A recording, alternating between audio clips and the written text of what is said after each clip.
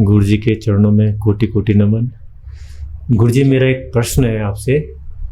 सभी लोग साधना करते हैं, कोई 4 साल से, कोई 5 साल से, कोई 10 साल से कर रहा है, लेकिन गहरे ध्यान पे कोई कोई लोग जा पाता है। तो इसका कारण क्या है गुरुदेव? आपका प्रश्न है कि गहरे ध्यान क्यों नहीं लगता है। हाँ जी। ध्यान तो बहुत लोग करते हैं, लेकिन गहरे ध्यान लगता नहीं है। ठीक है, गहरे ध्यान क्यों नहीं लगता है, चलिए इसके कुछ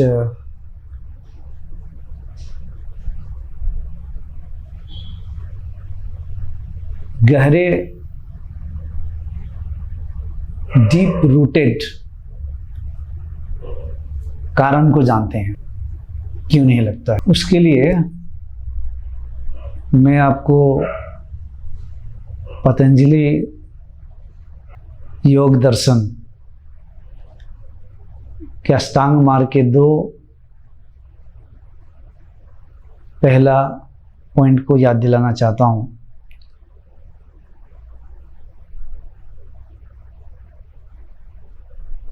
यम और नियम। पतंजलि सीधे ध्यान से शुरू नहीं करते हैं। आप सभी को पता ही है अष्टांग मार्ग क्या क्या है। वो नहीं कहते कि डायरेक्ट तुम ध्यान ही करो। पहला पॉइंट ही है उनका यम, और यम में 5 चीजें आ गई।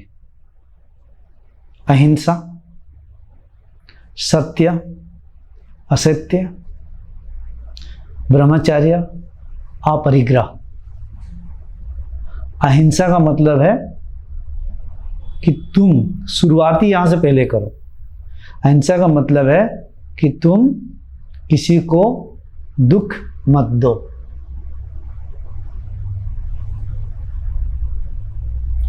तुम किसी को दुख मत दो। अपने वाणी से, अपने हाथ पैरों से,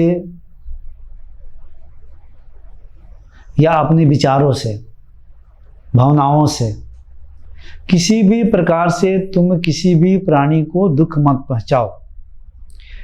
अगर ऐसा करते हो तो तुम्हारी चित्त की हनन होगी।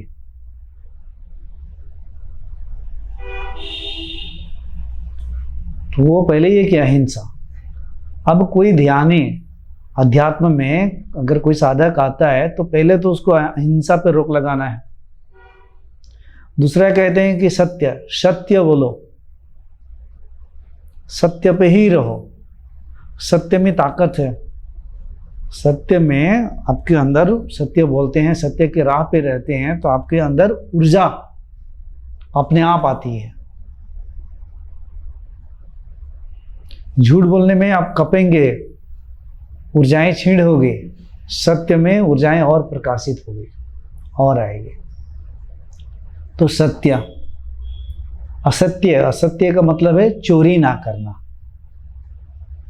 अब चोरी ना करने का मतलब है कि सिर्फ वस्तु ही नहीं, फिजिकल वस्तु तो है ही, भौतिक चीजों को चोरी ना करना, साथ ही साथ मानसिक रूप से भी, मन वचन पर भी किसी के साथ कोई चोरी ना करना। मन में, विचारों में भी किसी के साथ कोई धोखा देने का सोच रहे हैं तो ये भी एक चोरी ही है। मन में भी आप विचार कर रहे हैं कि ये मैं चुरा लेता, ये ऐसा हो जाता तो मेरा इतना बच जाता। ये मन में जो विचार चल रहा है चोरी का, बचाने का, जो भी, ये भी क्या है? चोरी ही है। तो मन, वचन, कर्म तीनों तरह से कोई चोरी ना होना चाहिए।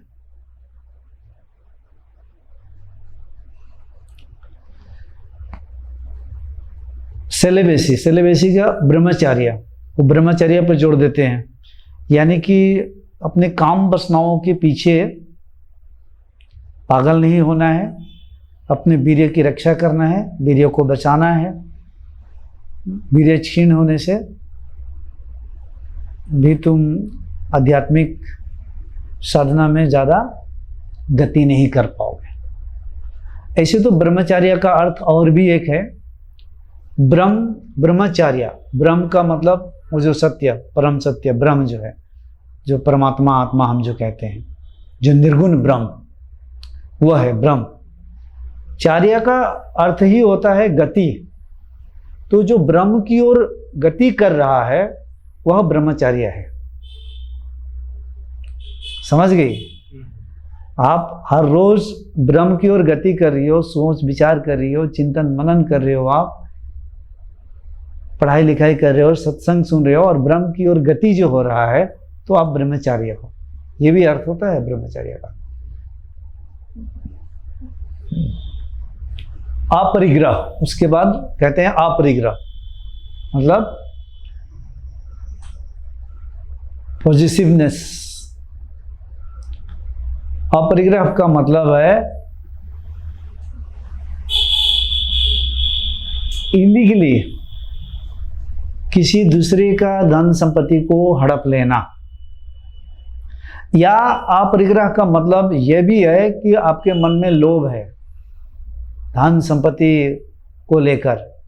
जितनी आपकी जरूरत की चीजें चाहिए, जरूरत से ज्यादा आपके अंदर प्राप्ति, भौतिक चीजों की प्राप्ति की वासना, लोभ अंदर है, तो यह अपरिग्रह है।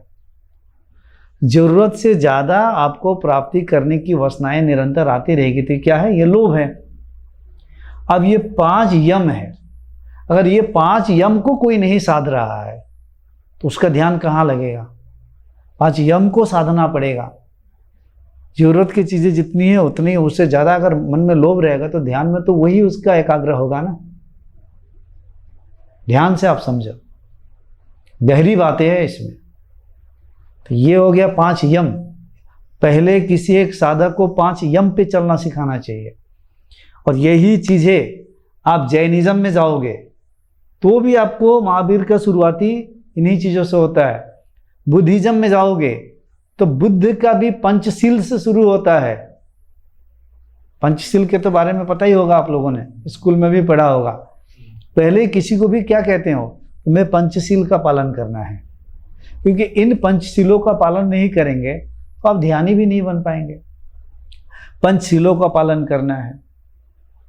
फिर बुद्ध आगे कहते हैं, मैं बताऊंगा कि उनका फिर किस तरीके से पंचशीलों का पालन करके साधक को आगे बढ़ाते हैं। पहले हम नियम को जान लेते हैं, पतंजलि के नियम को। हालांकि पतंजलि ने भी जो सूत्र लिखे, ये भी कहाँ से लिखे हैं? पतंजलि से पहले तो बुद्ध हो चुके, जैनिज्म था, तो इन्होंने भी कहीं से ऑब्जर्व किया होगा, कहीं से देखा होगा, कहीं से समझा होगा, अप्लाई किया है, वहीं से फिर इन्होंने बनाया है। तो घुमा फिरा के हर जगह एक ही चीज़ें मिलेगा देखोगे तो आप। नियम में क्या क्या है? सोच। पहला सोच का मतलब होता है साफ सफाई, क्लीनलीनेस।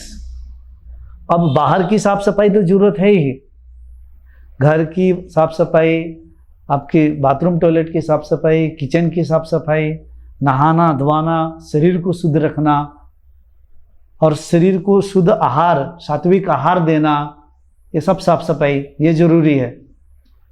ये बाह्य। एक आंतरिक साफ सफाई, मन को भी तुम साफ सुथरा रखो। अब मन को साफ सुथरा रखने के लिए तुम्हें सत्संग सुनो, अच्छे अच्छी चीज़ों को पढ़ो, अच्छे दृश्य को देखो, अच्छा सुनो। इससे आपका आंतरिक सोच होगा, आंतरिक साफ सफाई होगा। उसके बाद कहते हैं संतोष। तुम्हारे अंदर संतोष होना चाहिए। संतोष का मतलब है कि आपको जो कुछ भी मिल जा रहा है जीवन में, आप जो कर्म कर रहे हैं, उस कर्म का फल जो कुछ भी मिल रहा है, जैसा भी मिल रहा है, उसमें आप संतुष्ट हो। दैव योग से, यानी कि प्रकृति के योग से जो कुछ भी आपको मिल जा रहा है उसमें आप संतुष्ट हो। मान लीजिए आपको 30,000 रुपया महीना इनकम कर रहे हैं, 20,000 रुपये का महीना इनकम कर रहे हैं, या 50,000 के ही कर रहे हैं, ये जितना जो मिल जा रहा है, आप नौकरी कर रहे हैं तो, अगर दुकान या बिजनेस है तो अप्स एंड डाउन होते रहता है। तो जो कुछ आप जो मेहनत कर रहे हैं, आप जो कर्म कर रहे हैं, उससे जो कुछ मिल जा रहा है उसे प्रकृति को धन्यवाद करते हुए देवभोग से जो कुछ भी मिल रहा है उसमें ही आप सुखी हो, संतुष्ट हो, जितना मिल रहा है उसमें, इसको कहते हैं संतोष। उसके बाद तप। तप का मतलब क्या है? आपके जीवन में सर्दी और गर्मी, दुख और सुख, शांति अशांति, लड़ाई झगड़ा, धनी अमीरी, पैसा का आना जाना, ये निरंतर आते रहेगा जाते रहेगा हर किसी के जीवन में। तो इन सारी परिस्थितियों में, सुख में, दुख में, शांति अशांति जो भी आ रहा है, तो इसके इन दोनों विपरीत परिस्थितियों में भी जो अपने आप को स्थिर रखता है, अपने इंद्रियों और मन को नियंत्रित करने का प्रयास करता है हर परिस्थितियों में, वही तप करता है। तपने का मतलब यही है। या तो आप इसे इस तरीके से समझे, इंद्रिय तृप्ति के सुख से इंद्रियों को मोड़कर, इंद्रिय तृप्ति के सुख से इंद्रियों को मोड़ना, उसे नियंत्रण करना भी तप है। यह भी तप है। भौतिक सुख शांति के लिए इंद्रियां हमेशा ललायित रहती है, तो इंद्रियों को या मन को नियंत्रण करना हर परिस्थितियों में, यही तप है। आप तप कर रहे हो, गुस्सा आ रहा है, ज्यादा लोभ आ गया, कोई कलमश पकड़ लिया मन में, तो इनको अपने ऊपर हावी ना देना, इसकी हावी होने ना देना, इसके प्रयास भी तप है। तो ये तप हो गया। उसके बाद स्वाध्याय। स्वाध्याय का मतलब क्या है? हमेशा आपको स्वाध्याय में आ गया कि स्वाध्याय, आप स्वयं से अध्याय करना है आपको। हमेशा शास्त्रों का अध्ययन करें, हमेशा महात्माओं का लिखी हुई चीज़ों को पढ़े, उनको सुने, सत्संग सुने, समझे। आपको स्वयं अध्याय करना है, स्वयं आपको थोड़ा पढ़ना है, जानना है, प्रयास करना है। आप कोई सोचेंगे कि गुरु सब कुछ कर दे, ऐसा नहीं होगा। आपको स्वयं स्वाध्याय भी करना है। उसके बाद स्वाध्याय के बाद में ईश्वर प्रणिधान। ईश्वर प्रणिधान का मतलब है ईश्वर के प्रति श्रद्धा और भक्ति रखना, कि मैं जो कर रहा हूं एक दिन मुझे कैवल्य तक, मोक्ष तक पहुंचने में मेरी जो भक्ति और श्रद्धा ईश्वर के प्रति है, ये सहायता करेगी। किसी न किसी के प्रति श्रद्धा भक्ति तो चाहिए ना आपको। बिना श्रद्धा भक्ति का कुछ होता है? अगर आप किसी को गिफ्ट देने वाले हो, उस व्यक्ति के प्रति आपके अंदर कोई श्रद्धा भक्ति रहेगी तभी गिफ्ट दोगे आप।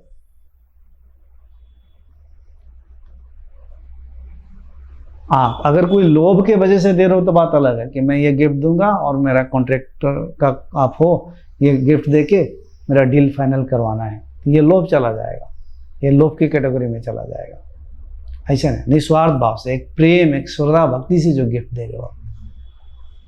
कहते हैं ना, मैं बहुत प्रेम से श्रद्धा से दे रहा हूं। तो इसी प्रकार से ईश्वर के प्रति श्रद्धा भक्ति रखने को ही प्रणिधान कहा जाता है। हम जो कर रहे हैं उसको लेकर ईश्वर के प्रति हमें अपने अंदर श्रद्धा और भक्ति हृदय में है, उस फेथ को लेकर चलना। तो ये हो गया 5 नियम।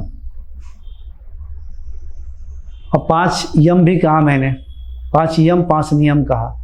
किसी एक साधक के अंदर अगर ये गुण नहीं है, वो ध्यान में कैसे उतरेगा? उसके आगे तो पतंजलि का रास्ता, फिर थोड़ा आपको पता ही है, फिर आसन आ जाता है, आसन, प्राणायाम, फिर प्रत्याहार, फिर धारणा, फिर ध्यान, फिर समाधि। तो ये सब तो आप लोग पढ़ते हैं, सुनते रहते हैं, मैं इसको एक्सप्लेन नहीं करूँगा आगे। लेकिन ये 2 जो है, यम और नियम, ये तो कोई भी मार्ग में हो आप, चाहे कर्म मार्ग में है, चाहे भक्ति के मार्ग में है, चाहे ज्ञान के मार्ग में है, आपको ये यम और नियम पे चलना ही चाहिए। या बुद्ध जो पंचशील बताते हैं कि पंचशील को अपनाओ, अब पंचशील पे चल अपनाना है, और फिर अष्टांग मार्ग बताते हैं। अष्टांग मार्ग ये तो पतंजलि का अष्टांग मार्ग, फिर बुद्ध का भी तो अष्टांग मार्ग है। बुद्ध का अष्टांग मार्ग क्या है? पहले कहते हैं कि राइट परसेप्शन, यानी कि सम्यक दृष्टि। अब सम्यक दृष्टि चाहिए। अब सम्यक दृष्टि का मतलब क्या है? कुछ लोग सोचते हैं कि ये वाली सम्यक दृष्टि आंखों से देखना, नहीं, वह सम्यक दृष्टि का मतलब ये कह रहे हैं कि तुम्हें यह संसार के प्रति, यानी बुद्ध का कहना तो साफ साफ है, बुद्ध ने जो 4 आर्य सत्य बताया, उन 4 या आर्य सत्य के प्रति तुम्हारी सम्यक दृष्टि होनी चाहिए। बुद्ध का 4 आर्य सत्य क्या है? संसार में दुख है, यह भी सत्य कहा उन्होंने।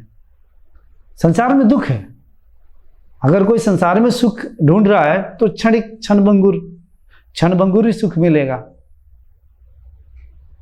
तो संसार में दुख है, ये भी एक पहला आर्य सत्य। दूसरा क्या बताया?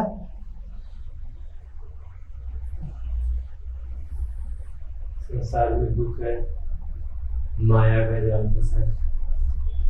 दूसरा आर्य सत्य है उनका, दुख का कारण है। संसार की वस्तुओं का मोह। संसार, पहला आर्य सत्य कि संसार में दुख है और दुख का कारण है। दुख का कारण क्या बताया? उसके बाद संसार की वस्तुओं का मोह। दुख का कारण तुम्हारे इच्छाएं हैं। तुम्हारे अंदर की इच्छाएं ही संसार के वस्तुओं के प्रति जो मोह कह रहे हैं, या अटैचमेंट कहिए, या इच्छाएं हैं। तुम्हारे दुख का जो मेन कारण है तुम्हारी इच्छाएं हैं। संसार में दुख है और दुख का कारण है, और दुख का कारण क्या है? इच्छाएं हैं। और दुख से निकला जा सकता है कैसे? त्याग। उन्होंने कहा कि तुम्हें इन दुखों से भी निकल सकते हो, मतलब तुम निर्वाण को प्राप्त कर सकते हो। और निर्वाण को प्राप्त कर सकते हो, निर्वाण प्राप्त करने का मार्ग है। और निर्वाण प्राप्त करने का मार्ग जो बताया वही अष्टांग मार्ग और पंचशील। पंचशील और बहुत सारा उन्होंने लिखा है, बहुत सारा बताया है। तो मुख्य रूप से इसको आप 4 आर्य सत्य बताया। और ये पहला उनका अष्टांगिक मार्ग में राइट परसेप्शन, सम्यक दृष्टि के अंदर। तो 4 आर्य सत्य के प्रति तुम्हारी सही दृष्टि होनी चाहिए। उसके बाद उन्होंने कहा सम्यक वाणी, राइट स्पीच। तुम्हारे जिह्वा पर, वही बात घुमा फिरा के आ गया, सम्यक वाणी, यानी कि ऐसा शब्द ना बोलो जिसे तुम दूसरे को दुख पहुंचाओ अपने वाणी से, अपने शब्दों से। कटु वचन ना बोलो, या खुद को भी ना पहुंचाओ, क्योंकि शब्द भी तो ऊर्जा है। तुम्हारे शब्द भी किसी के लिए शक्ति भी बन सकती है, और किसी के लिए किसी की शक्ति को छीण भी कर सकती है। तो सम्यक वाणी उन्होंने कहा, राइट स्पीच। फिर कहा कि सम्यक वाणी के बाद सम्यक विचार। सम्यक विचार का मतलब है शुद्ध विचार को ग्रहण करो, राइट थॉट।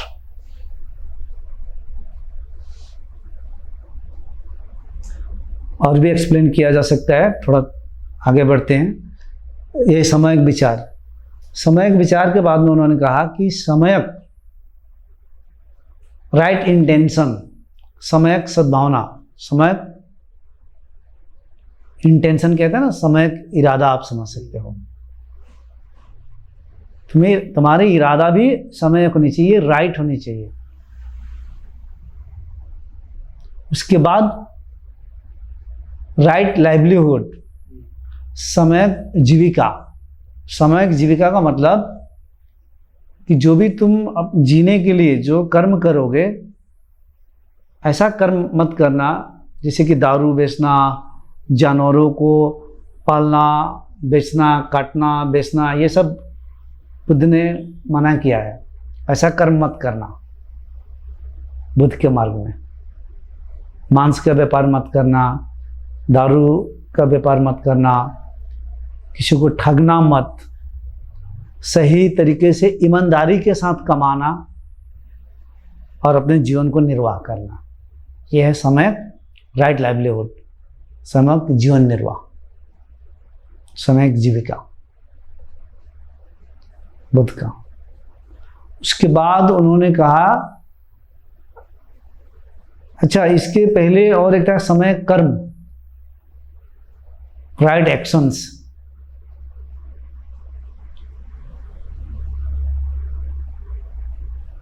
राइट एक्शंस मतलब कर्म हमारा सही होना चाहिए, ठीक है। उसके बाद सम्यक जीविका, उसके बाद सम्यक स्मृति, सम्यक व्यायाम।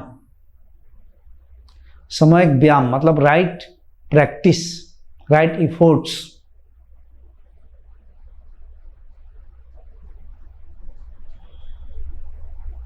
हम जो कुछ भी कर रहे हैं वो सही होना चाहिए, राइट होना चाहिए, सम्यक व्यायाम होना चाहिए। उसके बाद सम्यक राइट कंसंट्रेशन, या तो इसको सम्यक स्मृति भी कहते हैं कुछ लोग हिंदी में, राइट कंसंट्रेशन। राइट कंसंट्रेशन होना चाहिए। लास्ट अप राइट समाधि या तो राइट माइंडफुलनेस,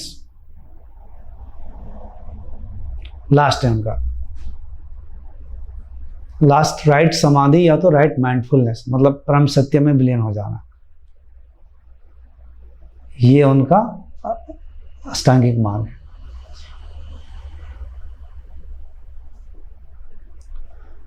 अब देखिए, पतंजलि भी यम नियम पे फोकस डाला है शुरुआती में, बुद्ध ने भी फोकस डाला है, जैनिज्म में भी उन्होंने इसी पे फोकस डाला है, तो जरूर कुछ तो बात है। इसलिए जिन लोगों के अंदर ये क्वालिटी नहीं है जो मैंने यम नियम के बारे में कहा, इसमें सब कुछ आ गया, तो वो कहाँ गहरे ध्यान में जाएंगे। आप इन नियमों का पालन करेंगे तभी आप गहरे ध्यान में जा सकते हैं, क्योंकि ध्यान में जाने के लिए आपको एकाग्र होना पड़ता है। और एकाग्र होने का मतलब है आप आंख बंद किया और आपके मन में बहुत सारे विचार आ रहे हैं, विचार जा रहे हैं, तो विचार बहुत सारा आना जाने का मेन कारण क्या है। एक तो हो गया कि ये जो हमने बताया यम नियम के विपरीत आप कर रहे हो, तो आपकी चित्त में तो ढेर सारी वासनाएं हैं और विक्षिप्त करवाने वाली, चित्त को विक्षिप्त करवाने वाली अवस्थाएं ये एकाग्रता को विक्षिप्त करने वाली अवस्थाएं बन जाएगी, इतनी वृत्तियाँ आ जाएगी, वासनाएं आएंगे, वासनाएं से विचार उत्पन्न होंगे, विचारों का फिर प्रवाह चलने लग जाएगा। आंख बंद किया, वो स्टार्ट हो गया, और उसको किसी एक चीज़ पे एकाग्र होना है। पहले तो धारणा देगा वो किसी एक बिंदु पे, बार बार धारणा देने का प्रयास करेगा, धारणा देते देते एक दिन ध्यान लग जाएगा, फिर ध्यान के बाद में वो आगे समाधि लगेगी। तो इस तरीके से जाना पड़ता है। तो मेन कारण तो यही है। तो मेरे कहने का मतलब है कि इन आचरणों का, शुद्ध आचरणों का ग्रहण करें, जो मैंने बताया है इन पे फोकस करें। सात्विक आहार भी ले, सात्विक आहार भी लेना जरूरी है, व्यायाम भी करना जरूरी है, और धीरे धीरे इस तरीके से आगे बढ़ेंगे तो ध्यान अपने आप लगने लग जाएगा। मेन कारण तो यही है ध्यान ना लगने का। इस पे और भी मैंने कहा हूँ कि ध्यान क्यों नहीं लगता है, लेकिन आज पतंजलि और महावीर को लेकर मैंने कहा। ठीक है जी।